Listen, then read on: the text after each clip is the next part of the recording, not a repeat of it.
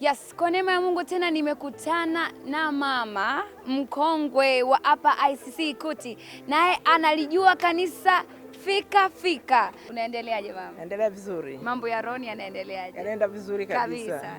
Yeah. Wewe umekuwa hapa muda mrefu. Unaweza kutuambia unamfamuje baba yetu Donald Mwanjoka? Baba yetu Profesa Mwanjoka namfahamu vizuri. Yeah. Ni mtumishi wa Mungu mzuri. Ana huruma na watu wengi. Ni mtu ambaye amesoma, lakini mtu ambaye anaingilika kwa sababu anampenda kila mtu.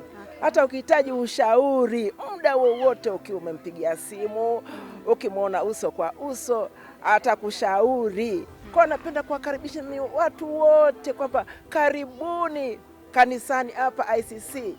Mchungaji Mwanjoka ni mchungaji mzuri sana. Hata kusikiliza shida yako. Ni mshauri mzuri. Karibu sana, ni baba mzuri.